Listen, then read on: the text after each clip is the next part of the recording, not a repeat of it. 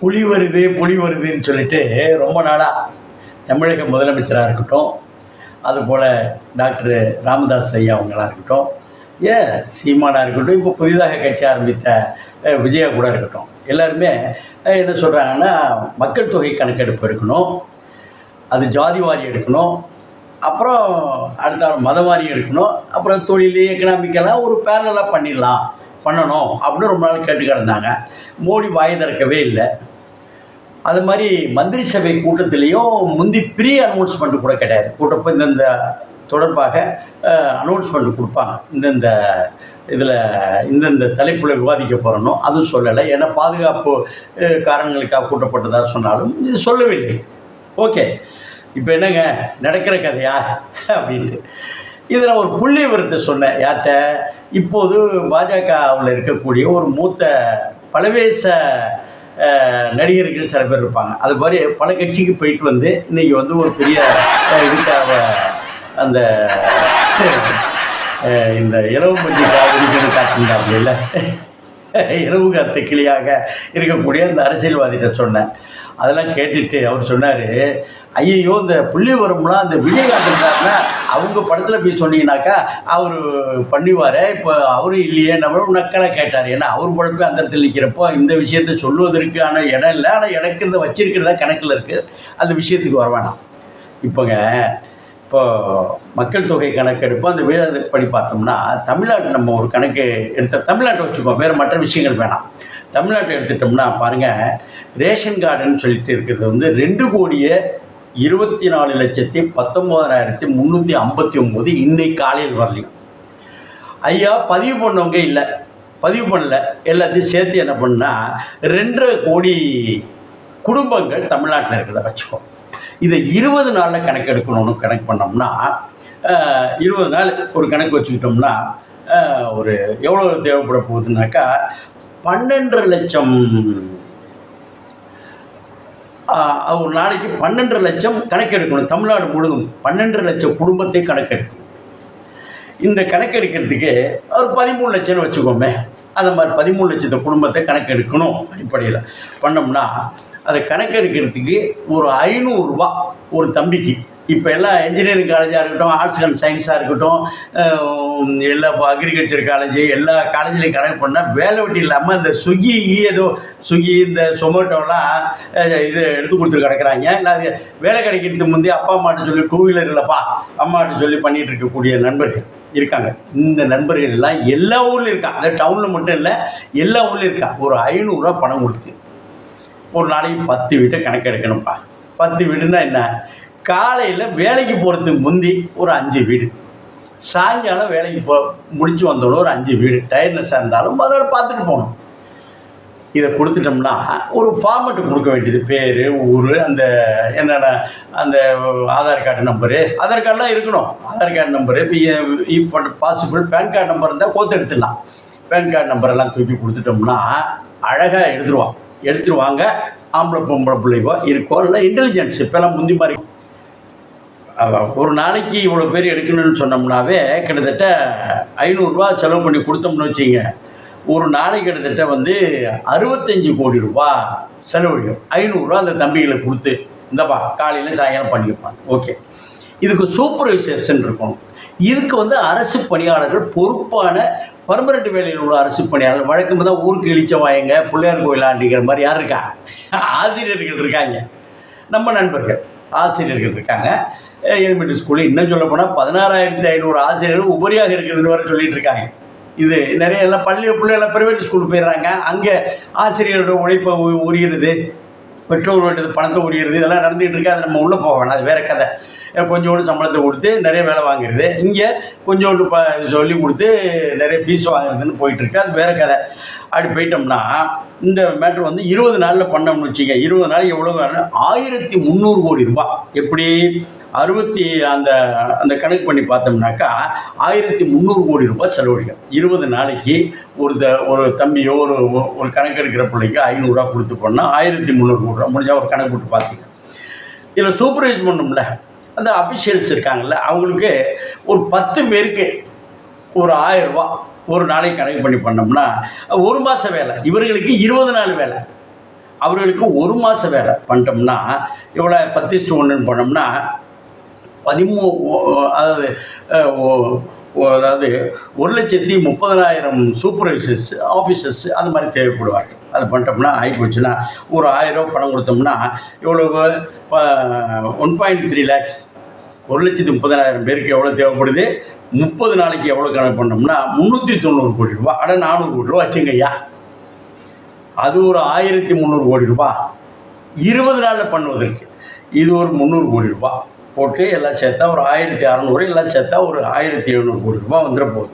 2,000 கோடி ரூபா ஆச்சு. இது தவிர அந்த கணக்கெடுக்கிறது உடனே நோட்டு போட்டெலாம் கணக்கெடுக்க வேண்டிய அவசியமே இல்லை. ஆண்ட்ராய்டு ஃபோன் இருக்குது, எல்லா தம்பிகள்ட்டையும் இருக்குது. ஆல்மோஸ்ட் எல்லாமே ஏழைப்பாளை எல்லாருமே ஏப்பா ஆண்ட்ராய்டு ஃபோன் உள்ளவங்களாம் வாங்கப்பா வாக்குன்னு இன்டர்வியூவில் வந்தால் அடுத்த நிமிஷம் வந்து விழுந்துருவாங்க. எல்லாத்தையும் இருக்குது. ஏழைப்பாளை மூட்டை தூக்குறவங்க இருக்கட்டும், விவசாய வேலை கூலி வேலை எல்லாத்தையும் இருக்குது. இந்த பண்ணி வச்சிட்டோம்னு வச்சிங்க ஆண்ட்ராய்டு ஃபோனோட அதில் ஒரு ஆப்பை தூக்கி டவுன்லோட் பண்ண வேண்டியது பேஜ் வைஸாக அங்கங்கே போட்டு என்னது அவங்க இப்போ கோடு போட்டு இங்கேருந்து அதை ஏற்றிட்டாங்கன்னு வச்சாங்க. போய் விசாரிச்சுட்டு வர்றப்போ ஏப்பா பேர் ஊர் என்ன இது ஜாதி மதம் எல்லாம் போட்டு பண்ணியாச்சுன்னு வச்சிங்க அப்படியே ஏறிட்டு இருக்கோம். இங்கேருந்து வச்சுட்டு சாயங்காலம் பண்ண வேண்டியதில்லை. அந்த சூப்பர்வைசர் 10ல் ஒரு ஆள் இருக்காங்க பாருங்கள், அவங்கள்ட்ட கொடுத்துட்டோம்னு வச்சு காலையில் சாயங்காலம் பகலில் வச்சு பண்ணி முடிச்சிடலாம். எப்போ 20 நாளையில் எவ்வளோ ரூபா தேவைப்படும்? அந்த ஸ்டேஷ்னரி பிரிண்டிங்கெல்லாம் பெரிய லெவலில் தேவை. இந்த ஆண்ட்ராய்டு ஃபோன் இருந்தால் போதும், வாங்கி கொடுக்கலாம். இல்லையாயும் வாடகைக்கு எடுத்துலாம். இல்லையா குறித்து எடுத்துகிட்டு போய் நெட் சென்டரில் வச்சு ஏற்றுப்பா, அவங்கவுங்க ஃபோன் நம்பரு ஓடிபி போட்டு பண்ணுப்பான்னா பண்ணிடலாம். நெட் சென்டருக்கு கொடுத்து விட்டோம்னா செய்து விடலாம். எவ்வளோ நாள் மொத்தத்தில் எவ்வளோ தேவைப்பட போது அது 1,690 கோடி ரூபா அந்த வேலை செய்கிற தம்பிகள் ப்ளஸ் ஸ்டேஷ்னரி எல்லாம் சேர்த்தா 310 ரூபா. ஸ்டேஷ்னரி எல்லாத்தையும் சேர்த்தோம்னா 2,000 கோடி ரூபா தான் தமிழ்நாட்டை பொறுத்தவரையும் சொல்கிறோம். புரிஞ்சு போச்சா? ஓகே. இதில் என்ன பிரச்சனை? இதில் என்னாச்சுன்னா சில பேர் வந்து விவரங்கள் கொடுக்க தயங்குவாங்க. டவுனில் இருக்கிறவங்க, கிராமத்தில் உள்ள இந்த ஜாதி இந்த மதம் என்பது எஸ்டாப்ளிஷ் ஆகி இதாகிருக்கும்.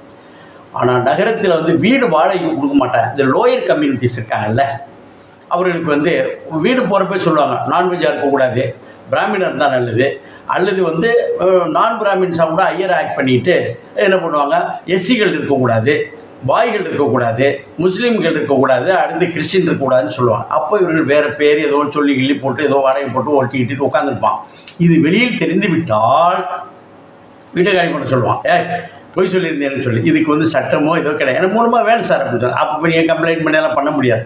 இது லோயர் கம்யூனிட்டிஸு இதர மதத்தினர் இருக்கும் பொழுது வெஜிடேரியனாக இருக்கும், நானும் ஏதோ சொல்லிக்கல இதை பண்ணிட்டு கிடப்பாங்க. அங்கே ஒரு இடிக்கும்.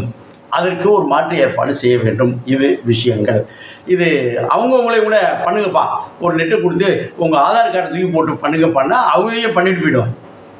இது வெளியில் பண்ணுறப்ப தான் பிரச்சனை. அது வரும்பொழுது லிஸ்ட்டு வெளியிடுறப்போ தான் சில விஷயம் கண்டுபிடிச்சி பண்ணுவது என்பது ஒரு நிலைப்பாடு. இது ஓகே.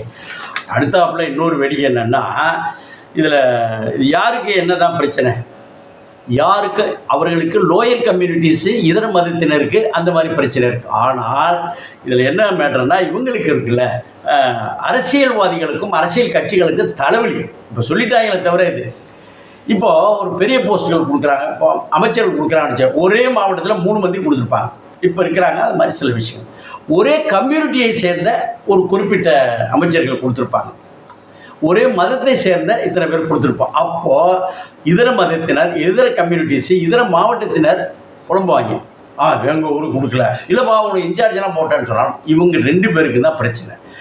மத்திய அரசுக்கு என்ன பிரச்சனை அப்படின்னா, அவங்க நிறைய இந்த திட்டங்கள்லாம் தீட்டும் பொழுது அது இப்போ இருக்கிற அரசு இது பல விஷயங்களுக்கு கணக்கு பண்ணி சில பேருக்கு சலுகை கொடுக்கணும், சில பேருக்கு வந்து சைடுக்கு ஓவர்லுக் கொடுக்கணும், எல்லா போஸ்ட்டும் கேட்க ஆரம்பிச்சுப்பாங்க.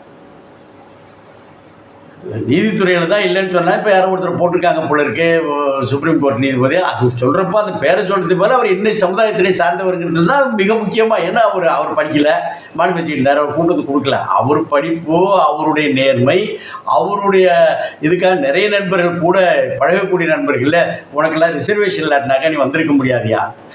இல்லை ரிசர்வேஷனில் நிறைய விஷயங்கள் இருக்குங்க. அதில் நிறைய படித்த புத்திசாலி இருக்கிறத நம்ப மறுக்கிறாங்க. இந்த மாதிரி சில விஷயங்கள் இருக்குது. அதனால் இதனால தான் என்ன பண்ணாங்கன்னா, இப்போ காங்கிரஸே என்ன பண்ணிட்டாங்கன்னா, காங்கிரஸில் யாராவது புத்திசாலித்தனமாக ஒரு பிரைட்டாக நம்ம ஊர் காமராஜ் பிரைட்டாக கிளம்பினாரு, காலி பண்ணிட்டாங்க.